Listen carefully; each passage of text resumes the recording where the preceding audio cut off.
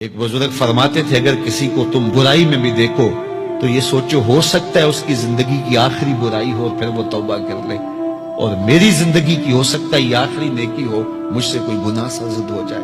کتنے لوگ ہیں جو مرتبہ کمال پہ پہنچے لڑک گئے، بڑے بڑے لوگ تھے لیکن انجام ٹھیک نہیں ہوا۔ بلعم بن باورا کی مثال ہمارے سامنے موجود ہے۔ بنی اسرائیل کا مستجاب الدعوات ولی تھا، اور جب ہاتھ پھیلا کے منہ پہ ہاتھ پھیرتا تو ہاتھ بعد میں منہ پہ جاتے، قبولیت پہلے ہو جاتی۔ لیکن اسی کے بارے میں قرآن نے کہا نا، مَثَلُهُ كَمَثَلِ الْكَلْبِ، اس کی مثال کتے کی مثال ہے۔ زبان لٹک گئی تھی، زمین چاٹتا تھا، چونکہ اس کے ہاتھ نبی کے خلاف اٹھ گئے تھے۔ اس نے سمجھا تھا میں مستجاب الدعوات ہو گیا ہوں، اب جو چاہوں جس کے بارے چاہوں بد دعا کر دوں، لیکن بد دعا اپنے حق میں نکل گئی، زبان لٹک گئی۔ اس لیے میاں صاحب بولے، پڑھنے اتے مان کرینا نہ آکھی میں پڑھیا، او جبار کہار صداوے متا روڑ دیوے دودھ کڑیا۔ تو اس لیے ہر وقت ڈرتے رہو۔ ابھی ملیکہ کہتے ہیں میں نے 30 اصحاب رسول سے ملاقات کی ہے، 30 اصحاب رسول سے، تو میں نے ہر شخص کو فکر مند پایا ہے۔ وہ کہتے تھے ہمارا انجام ٹھیک ہو جائے، انجام ٹھیک ہو جائے۔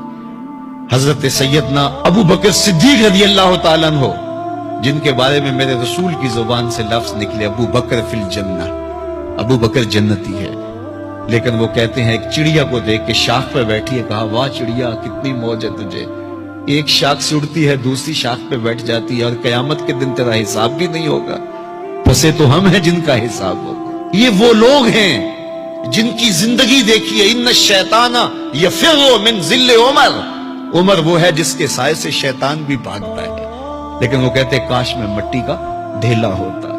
اللہ اکبر۔ حضرت عمر کہتے ہیں کہ اگر برابر سرابر بھی چھٹ گئے تو غنیمت جانیں گے، اگر برابر بھی چھٹ گئے تو پھر بھی غنیمت جانیں گے۔ یہ وہ لوگ ہیں جن کی زندگیاں تقوی سے عبارت تھی، اور اللہ کی خشیت جن کے سینوں کا نور تھا اور باطن کا سرور تھا۔ ہمارے بہت سارے معاملے اور بہت ساری خرابیوں کی جڑ یہ ہے کہ ہم نے اس دنیا کو اوڑھنا بچھونا بنا لیا۔ ایسے اس دنیا میں ہم زندگی گزار رہے ہیں جس طرح ہم نے اس دنیا سے کبھی جانا ہی نہ ہو۔ اس لیے دنیا کی بے رغبتی، دنیا کی بے رغبتی کا مطلب یہ نہیں ہے کہ ترک دنیا کیا جائے۔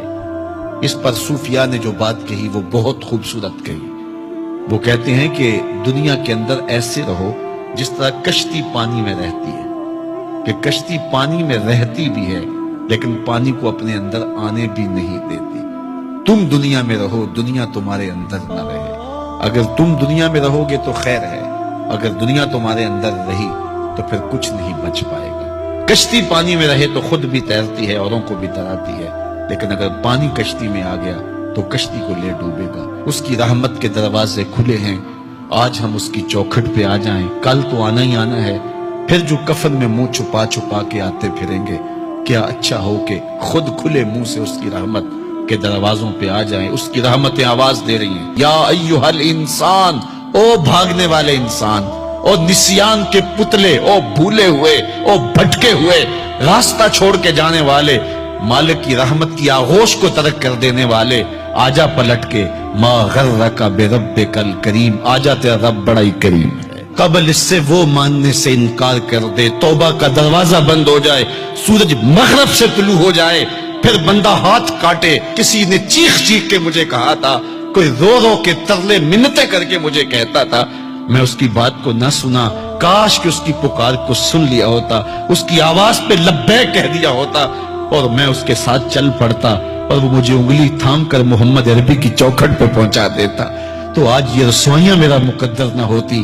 صاحبو آؤ، کتاب رحمت آواز دے رہی ہے، کتاب رحمت تمہاری انگلی تھام رہی ہے اور تمہیں حضور کی چوکھٹ تک پہنچا رہی ہے، اور آمنہ کا لال تجھے اپنے دامن میں لے کے رب سے مغفرت اور بخشش کا پروانہ لے کے دے رہا ہے۔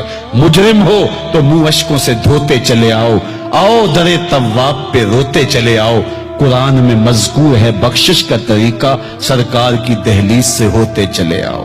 اور تھوڑی سی زندگی باقی ہے، بہت زندگی کاٹ چکی، آوارگی میں کاٹ دی، اور گناہوں میں کاٹ دی، منمانیوں میں کاٹ دی، خواہشات نفس میں کاٹ دی۔ آئیے ابھی سے اپنے اندر کو تبدیل کر لیجیے، اپنے احوال کی تبدیلی کا عزم مصمم کر لیجیے۔